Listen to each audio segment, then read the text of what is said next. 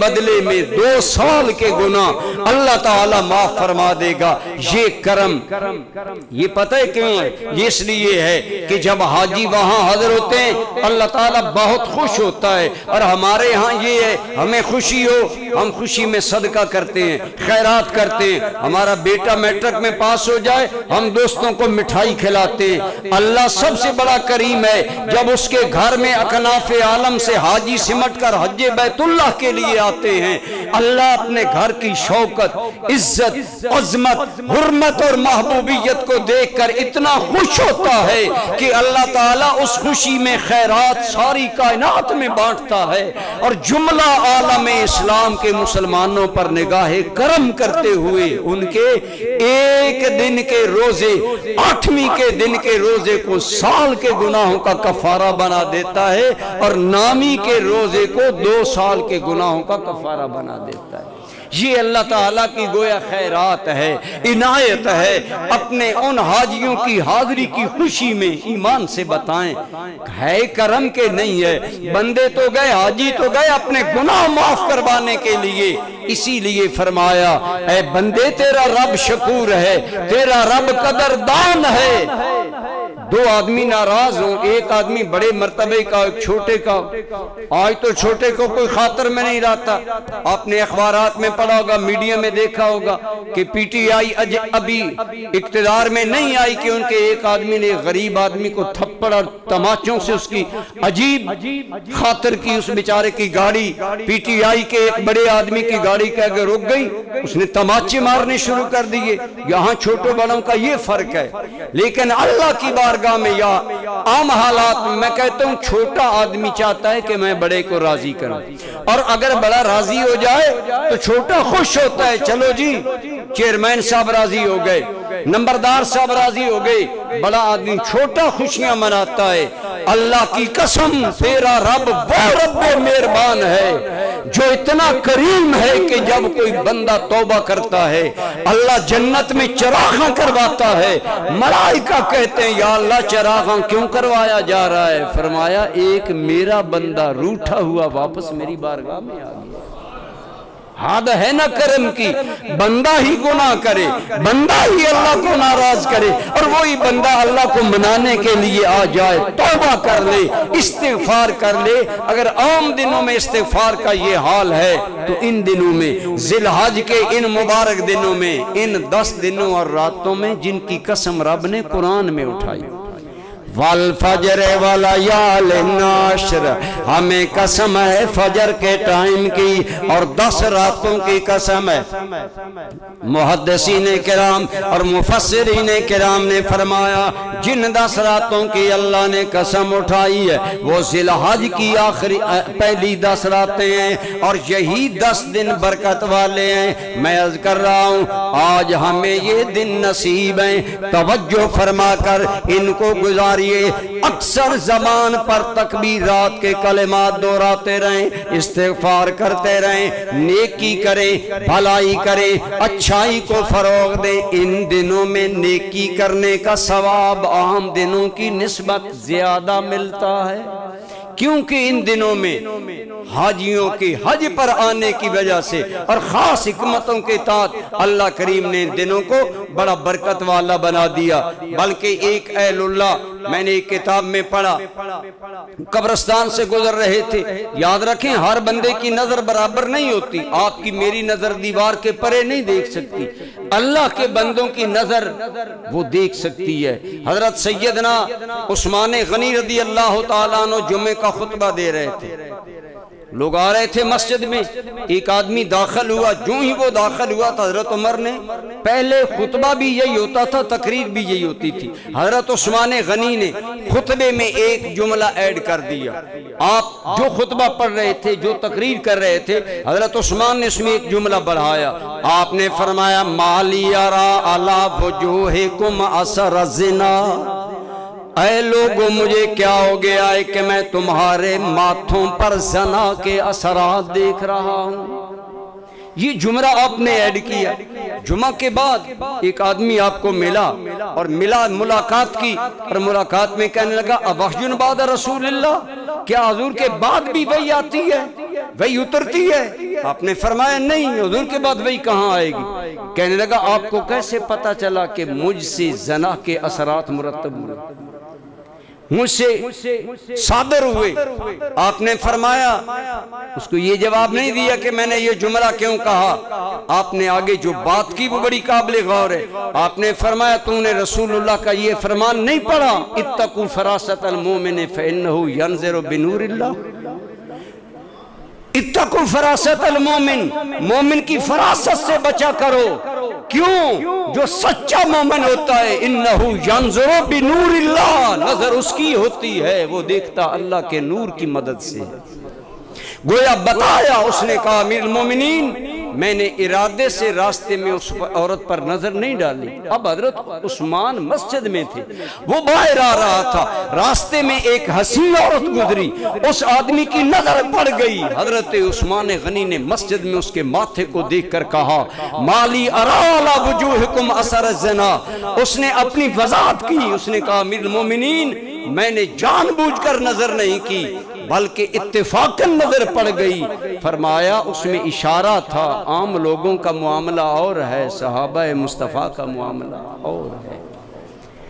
تو یہ بات میں اس لیے کر رہا ہوں، ایک اہل اللہ قبرستان میں سے گزر رہے تھے، انہوں نے دیکھا ایک قبر پر نور ہے اور وہ قبر عام قبروں سے زیادہ روشن ہے اور قبر والا زیادہ پرسکون ہے۔ عرض کی یا اللہ کیا آپ کرم فرمائیں گے کہ اس بات کے بارے میں مجھے آگاہ فرمائیں گے کہ اس بندے کو اتنا سکون قبر میں کیوں ملا؟ تو اللہ کریم نے اس کے دل پر الہام کیا کہ یہ وہ بندہ ہے جو ہمیشہ ذی الحج کے پہلے 9 دنوں کے روزے رکھا کرتا تھا، اپنی زندگی میں ان 9 دنوں کی قدر کرتا تھا، ان 9 دنوں کی عظمت کا خیال رکھتا تھا اور ان کا پاس کرتے ہوئے روزہ رکھا کرتا تھا۔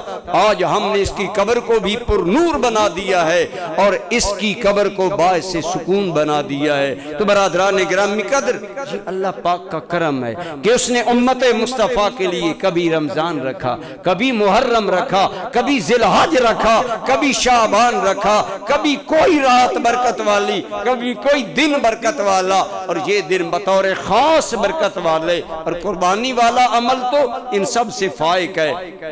میرے کریم نے فرمایا صلی اللہ علیہ وبارک وسلم، آپ نے فرمایا اے لوگو قربانیاں خوش دلی سے کیا کرو، جب قیامت کا دن آئے گا یہ قربانیاں اپنے گوشت، پوست، سینگوں، کھروں اور بالوں کے ساتھ لائی جائے گی، ایون کہ تمہاری قربانی کا گوشت بھی میزان میں تول کر تمہیں اس پر اجر عطا فرمایا جائے گا۔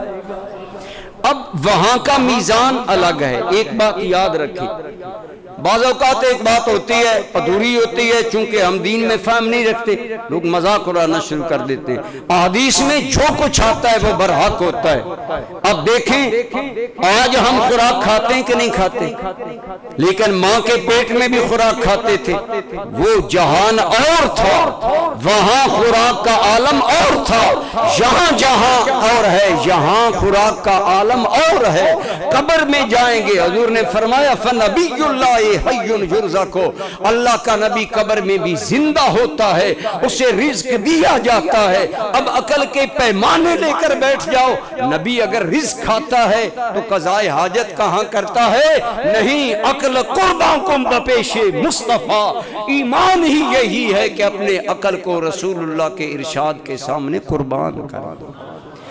تو بات یہ ہے کہ وہ ہماری سمجھ میں نہ آئے تو ہمارے علم کی کمی ہے، ورنہ ہر عالم کا جہان کا اپنا اپنا تقاضا ہے اور اس کے اپنے اپنے انداز ہیں، لہذا قربانیوں کا وہاں اس انداز میں آنا، پھر وہاں کے میزان کا معاملہ اور ہے۔ یہاں جو چیز بھاری ہوتی ہے وہ پلڑا نیچے ہوتا ہے، ایسا ہی ہے نا، جو پلڑا بھاری ہوتا ہے بولو وہ، لیکن جو پلڑا قیامت میں فَأَمَّا مَنْ ثَقُلَتْ مَوَازِينُهُ فَهُوَ فِي عِيشَةٍ رَاضِيَةٍ، جو پلڑے وہاں بھارے ہوں گے، علماء نے لکھا وہ اوپر ہوں گے، اوپر ہوں گے۔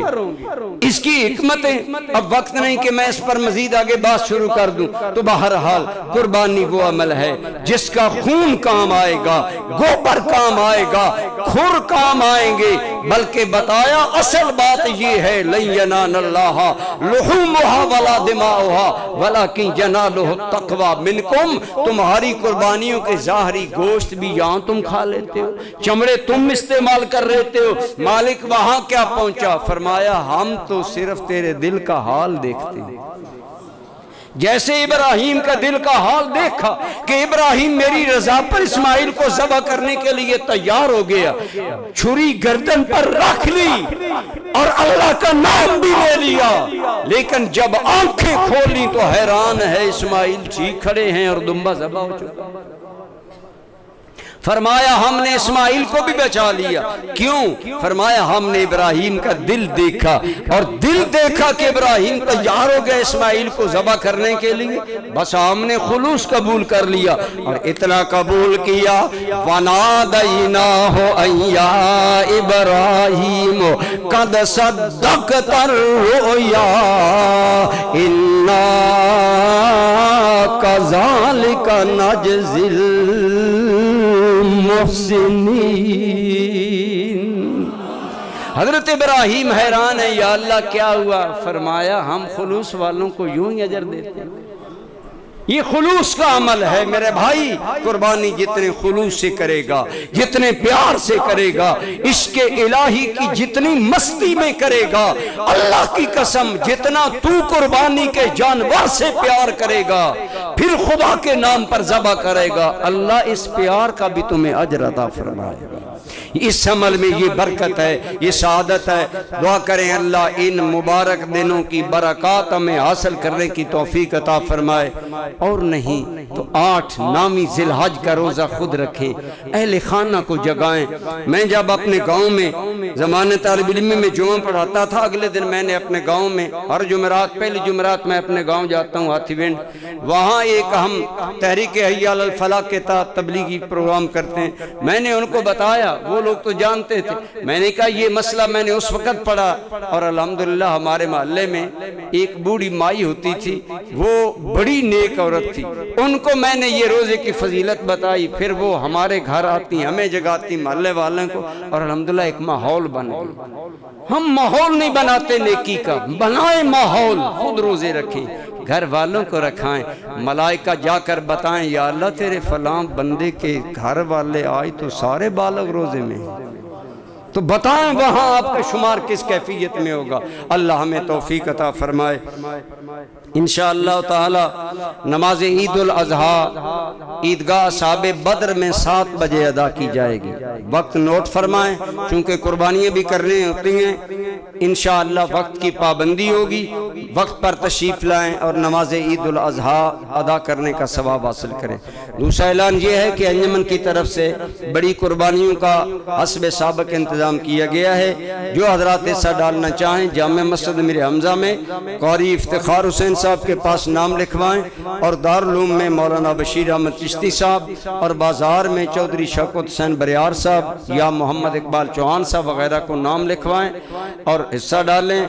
باقی دارالعلوم محمدیہ رضویہ اور جامع خدیجۃ الکبریٰ کے طلبہ و طالبات اہل پنڈ دادن خان کا اعزاز ہیں کہ اس شہر میں یہ مہمان طلباء اللہ کے دین کے رہتے ہیں، ان کا خیال کرتے ہوئے قربانی کی کھالیں۔ دارالعلوم اور جامعہ کی تعمیر کا پروجیکٹ شروع ہے، آپ کو پتہ ہے کروڑوں پر مشتمل ہے۔ الحمدللہ ہم مشکل سے نکل آئے، آپ کو مبارک ہو، ہم بنیادوں سے نکل آئے، اب انشاءاللہ اگلا مرحلہ درپیش ہے۔ ہمیں حاجی اقبال صاحب الحمرہ والے سنا رہے تھے کہ جی 60 لاکھ روپیہ جمع رکھیں، پہلے لنٹر تک پڑے گا۔ میں نے کہا حاجی صاحب دعا کریں، اللہ مہربانی کرے گی، تو انشاءاللہ آپ اہل پنڈ دادن خان سلامت رکھے آپ کو اللہ۔ آپ ہماری اپیل پر عموماً اپنی ہمت سے بڑھ کر کرتے ہیں، دعا کریں اللہ یہ نوکری آپ سے لیتا رہے، یہ خدمت لیتا رہے، اللہ ان اداروں کو آباد رکھے۔ وما علیہ